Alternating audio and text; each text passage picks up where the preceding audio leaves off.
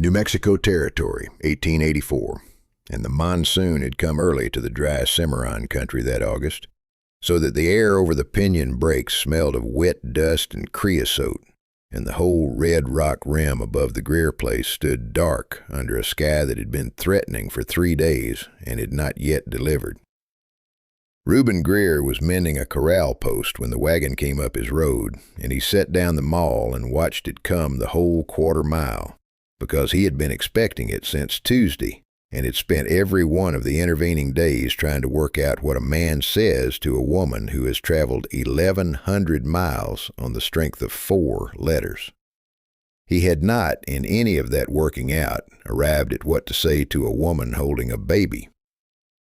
She got down off the freighter's wagon by herself, refusing the driver's hand, which he noticed.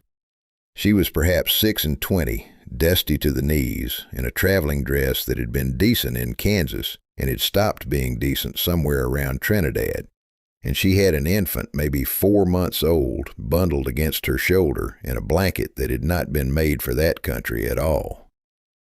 She came up to the porch and stopped at the bottom step, and she did not put the child down or shift it out of sight or make any attempt whatsoever to arrange the situation into something easier to look at. "Mr. Greer?" "Miss Cade." "I want to say the whole of it plainly before you say anything, because I have had 4 days on a freight wagon to work out how to put it, and I find plain is the only way that does not sound like a lie." Junie Cade's voice was steady, and her eyes were not. "This child is not mine. I have never borne a child. I found him on the trail on the 4th of August, about 2 days east of Folsom, and there is a considerable story behind that, which I will tell you the whole of tonight, if you let me stay long enough to tell it. I know what it looks like. I know that a woman who answers a marriage advertisement and steps off a wagon with an infant looks like exactly one thing to any man in this territory, and I know you have got no reason on earth to believe me. I have got no papers and no witness and nothing but my own word. So I am going to ask you for something, and then I am going to accept whatever you say. I am asking you not to ask me questions for 1 hour. Give me 1 hour to get some milk into him and get the dust off both of us, and then I will tell you every particular of it. And if you do not believe me, I will get back on the freighter Thursday and go, and I will not argue, and I will not weep on your porch about it." The wind came up off the breaks and moved the Pinyon. Somewhere out past the barn, a windmill turned over twice and stopped. Reuben Greer looked at a woman he had never met, holding a child that was not hers, asking him for an hour. "There's a milk cow in the shed," he said. "Her name is Beulah, and she is agreeable. The water is hot on the stove because I have been heating it since noon like a fool, expecting to be nervous about a whole different thing." He picked up her carpet bag off the step where the driver had set it. "You can have considerably more than an hour, Miss Cade. Come inside." The house was 2 rooms and a loft, adobe below and squared timber above, and it was, she saw at once, scrupulously clean in the particular way of a place kept by a man alone who has decided that order is the only thing standing between himself and something worse. He carried her bag to the near room and set it down, and did not follow her in. "That room is yours," he said. "There is a bar on the door. I sleep in the barn tonight, and every night until you tell me otherwise, and I want you to understand that is not a hardship and not a gesture. I have wintered in that barn before, and the stove out there draws better than this one. Second thing, the freighter runs to Folsom Thursdays. There is money in the coffee tin on that shelf, $42, and it is yours to take at any hour without asking me, and I will not come after it or after you. You have not married me, and you are not obliged to, and if you get to Thursday and decide this country is not what you came for, I will drive you to the road myself and shake your hand." Junie Cade stood in the middle of that little room with a sleeping child against her shoulder, and found, to her considerable annoyance, that her eyes had gone hot. "You have not asked me one question about him." "No." "Why not?" "Because you asked me for an hour," said Reuben Greer, "and I have found that a person who asks for exactly 1 hour generally means to use it honestly, and a person who is fixing to lie asks for a good deal longer." She told him after supper, with the child asleep in a crate padded with a saddle blanket, in the yellow lamplight of a kitchen 1,100 miles from anything she had ever known. I came out on the stage from Dodge as far as Folsom, and then there was no through freight for 4 days, so I took a seat with a family going down the dry Cimarron Road, the Pettits going to Springer, decent people. On the 4th of August, about 10 in the morning, we came on a camp about a half-mile off the road under some cottonwoods. There was a light wagon there with a busted axle, and 1 mule dead in the traces and 1 gone, and a woman lying in the bed of that wagon who had been there, I judged, 3 days at least. Reuben did not say anything. He had gone very still. She was alive when we got to her, barely, and not sensible most of the time, and there was nothing to be done. Mrs. Pettit had nursed, and she said so plain within about 2 minutes. Her leg had been broke, and it had gone bad, and she had been feeding that baby the whole 3 days out of a body that had nothing left in it to give. Junie Cade turned the coffee cup in her hands. She was clear twice. The first time she said the boy's name, Tobias. She said it 4 or 5 times over, like she was worried it would not stick unless she said it enough. The second time was about an hour before she went, and she took hold of my wrist. She had a considerable grip left for a woman in that condition, and she said, "Do not take him back east. Do not let him find us." Him. She did not say a name. I asked her twice, and she was gone past answering by then. Junie looked up. "We buried her under the biggest of those cottonwoods, and Mr. Pettit cut her name into a board, because it was in the Bible. That is the other thing. There was a Bible in that wagon, in a trunk with her clothes in it, and it has got the family record wrote in the front the way they do. Births and marriages, 3 generations of it, in 3 or 4 different hands. Her name was Alma. It is in there in her mother's writing, and her marriage is in there too, and the boy's birth. Where is that Bible now?" "In my carpet bag," said Junie Cade. "I have carried it 400 miles, and I have not let it out of my sight 1 hour of that, because it is the only thing on this earth that says who that child is, and I have had a bad feeling about it since the woman took hold of my wrist." He built the cradle back in the 2nd week. That was how Junie learned about Ellen, though he did not tell her for another month. She came out to the barn one morning looking for a hammer and found him at the bench with a thing half assembled in front of him, and she recognized the shape of it immediately, and she recognized, too, that the wood was not new. "That has been made before," she said, "and taken apart. 3 years ago." Reuben did not look up from the joint he was fitting. "My wife was Ellen. We had 11 months out here, and she died in March of '81, and the child with her, a boy. And I took that cradle apart the week after because I could not walk past it, and I could not bring myself to burn it either. It has been in pieces under that bench 31 months. Junie Cade stood in the barn door with the morning coming up red over the brakes behind her. "I am sorry." "So am I." He set the joint. "I want to say a thing plain, Miss Cade, and then I am not going to say it again, because I do not want it sitting between us unspoken and going bad. When you stood on that porch with that child, there was a piece of me that was glad. Not glad for what happened to that woman under the cottonwoods. I would give a great deal to undo that. Glad that there was a baby on my place again. I know what that looks like. It looks like a man who kept you because of what you were carrying instead of because of who you are. And I have turned it over a good deal, and I cannot honestly swear to you it was not part of it that first day." He finally looked up. "It is not part of it now. That is all I can offer you about it. It was true on the 14th, and it stopped being true somewhere between then and now. and I could not tell you the exact day it stopped.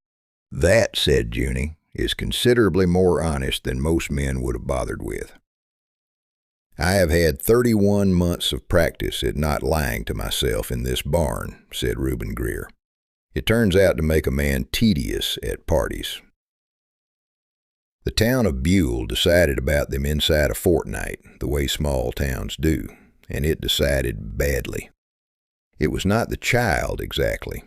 A woman arriving with an infant was a scandal, but a common enough one, and there were 3 families in that valley whose oldest children had arrived a good deal sooner after the wedding than arithmetic permitted, and Buell had made its peace with all 3. It was that they were not married, and she was living in the house. "You will want to fix that," said the storekeeper's wife, Mrs. Dow, to Junie in the store in front of 2 other customers. "I do not say it unkindly. I say it because this valley will feed you and doctor you and pull your wagon out of a wash at 2 in the morning, and it will do none of those things for a woman it has decided about, and it decides fast." "He sleeps in the barn, Mrs. Dow." "I believe you, honey. It does not signify one particle whether I believe you." The older woman set a paper of pens on the counter. "Marry him or go home. Those are the 2 doors." Junie Cade did not answer that in the store. She thought about it the whole 11 miles home in the buckboard with Tobias asleep against her, and she thought about it for 4 more days, and on the 5th she said to Reuben Greer over the supper dishes, "I am not going to marry you to satisfy Buell." "I would not ask you to." "I know it. That is rather the trouble." She set down the plate. "Because I find I would marry you for my own reasons, and I have got no way at all to prove that is what I am doing, with the whole valley standing there insisting I ought to do it for theirs. And I am proud enough that it sticks in me." Reuben Greer considered that for a while. "Then let it stick," he said. "The valley has been wrong about a great many things, and it will be wrong about this for as long as it takes you. I have got no schedule." Before the man came up that road, and he came, in the last week of September, in a good coat with paper in his saddlebag, there were 6 weeks of ordinary weather at the Greer place, and they were the making of everything after. If you have stayed with this story so far, stay a while longer. What happens next is the part that cost them both. And if a tale about a family that chose itself before it was ever entitled to speaks to you, the bell beneath this story is how we keep meeting like this. Ambrose Teague was a well-made man of about 40 in a coat too good for that country, and he came up the road at a walk on a livery horse with the sheriff of Buell riding beside him, which was the part that mattered. "Mr. Greer," Teague got down, hat in hand, and his voice was warm and level and full of exactly the right amount of grief. "I have come about my son." Junie Cade came out onto the porch with Tobias on her hip and stopped dead. "My wife left my house in Missouri in June," Teague said, to Reuben, to the sheriff, to the yard at large. "She was not well. She had not been well since the birth, and I have been 4 months and 1,100 miles finding out what became of her, and I learned in Folsom last Tuesday that she died on the dry Cimarron Road in August, and that a woman off a freight wagon took my boy." He turned to Junie then, and he did it beautifully. "Ma'am, I am not going to accuse you of anything. I believe you did a kindness. I have no doubt that child would have died in that wagon if you had not come along, and I will thank you for the rest of my life. But he is my son, and I have got his mother's marriage lines and a sworn statement from the county clerk at Marshall, and I have come to take him home." The sheriff, a heavy, tired man named Ordway, who had been sheriff there 9 years and had never once enjoyed it, cleared his throat. "He has got the paper, Reuben. I have looked at it. Marriage certificate, and the boy's birth in the county book, and Teague's name on both." Ordway would not meet anybody's eye. The law is the law, and the law says a man's child is a man's child, and I have got no discretion in it that I can see. Reuben Greer stepped down off his own porch into the yard. "No," he said. "Reuben." "I said no, Sheriff. He was unarmed, and he stayed unarmed, and he put himself between Ambrose Teague and the porch step without any particular drama about it. That woman died 2 days out with a broke leg trying to get somewhere. Nobody breaks an axle and dies in a cottonwood grove 1,100 miles from home for the pleasure of the country. She was running, and the last thing she said with her own mouth was, 'Do not let him find us.' And I am not handing a 4-month-old child to the man she was running from on the strength of a paper he brought with him." "That is a very serious thing to say about a grieving man," said Teague, and his voice had not changed at all. "On the word of a woman who was out of her senses with fever." "It is. I have said it in front of the sheriff on purpose." Reuben did not move. "You will not take that child off this place today. If you want him, you will get a court to say so, in a courthouse, with a judge, and you will do it slow and in the open where people can look at it, because I have got a feeling, Mr. Teague, that slow and in the open is the exact last way you want any part of this looked at." Ordway took Teague back to town that afternoon. He came back alone 2 days later and told Reuben Greer, standing in the yard with his hat in his hands, that there would be a hearing before the probate judge at Clayton on the 9th of October, and that the judge would almost certainly find for the father, and that he was sorry. "There is nothing on the other side, Reuben. That is the trouble. He has got paper, and you have got a dying woman's sentence that nobody wrote down." "Then we will write something down," said Junie Cade. She had the Bible open on the kitchen table before Ordway's dust had settled, and she had a lamp lit at 2 in the afternoon, and Reuben came in to find her with a pencil and a sheet of butcher paper, making a copy of the flyleaf in a hand considerably better than his own.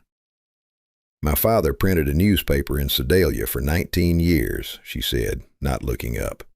"I set type for him from the age of 11, and I read every legal notice that came through that shop, and I want to tell you what I have been staring at for 400 miles without properly seeing it. This record is in 4 hands. The oldest is her grandmother's, and the newest is Alma's own.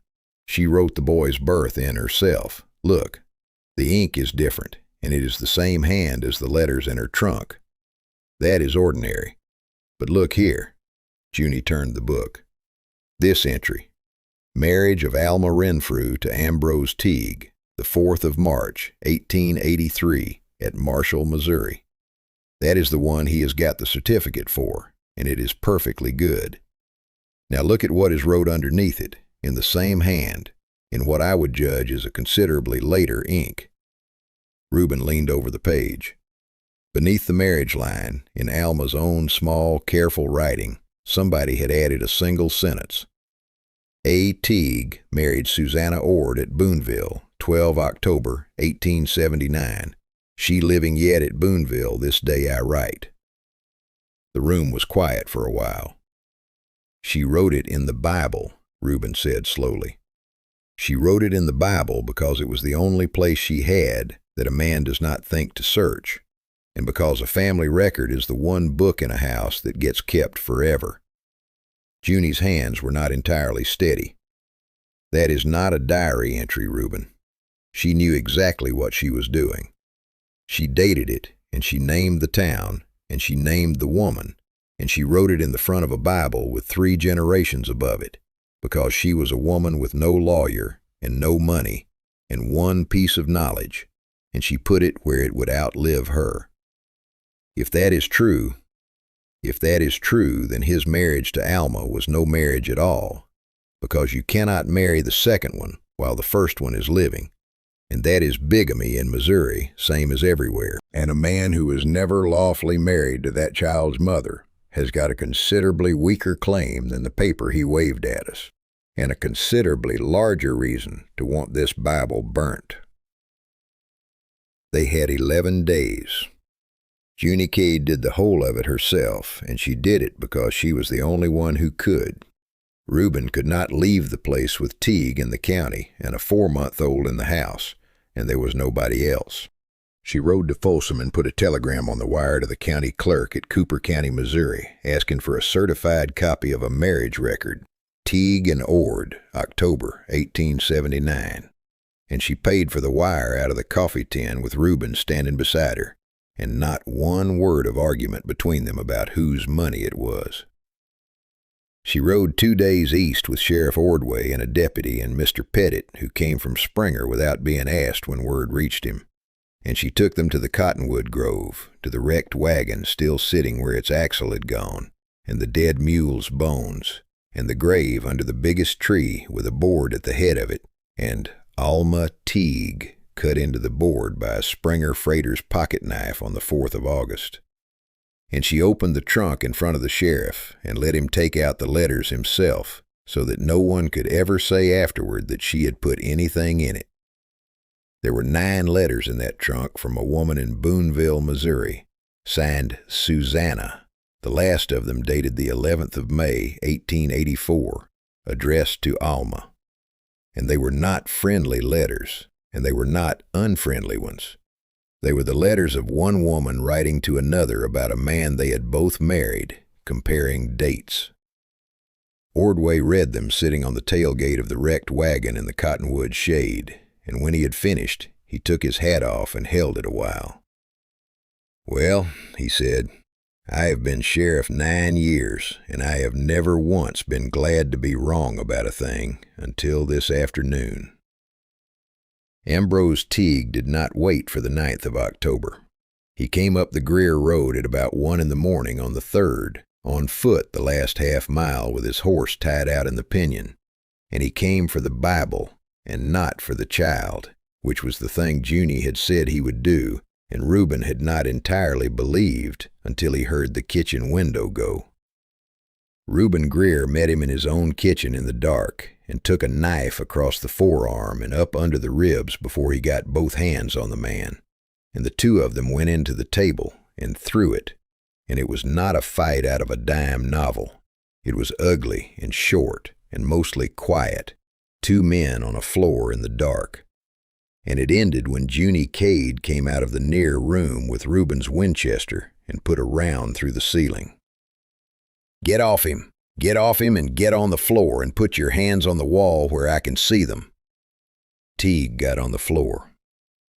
She kept that rifle on him for 2 hours and 11 minutes, sitting in a kitchen chair with her back to the wall and the lamp between them, bleeding husband on one side and sleeping child on the other, until Mr. Pettit's boy, who had been sleeping in the barn for a week for exactly this reason, at Junie's own arrangement, came back up the road with Ordway. She did not shoot him. She said afterward that it was the hardest thing she ever did in her life, and that she had thought about it seriously for most of the second hour, and that the only reason she did not was that a dead Ambrose Teague could never be made to stand up in a courtroom and be looked at. He was tried at Clayton in the November term, not for the child, which never came before the probate judge at all once the Cooper County certificate came back on the wire, but for bigamy and for burglary and for assault with intent. And Susanna Ord came out from Booneville at the county's expense and sat in the front row of that courtroom for 3 days. She testified for 40 minutes.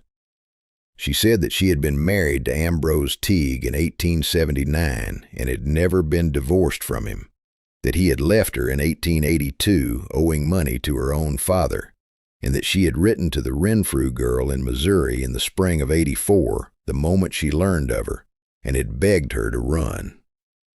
"I told her he would come after the boy," Susanna Ord said from the witness box, looking at nobody.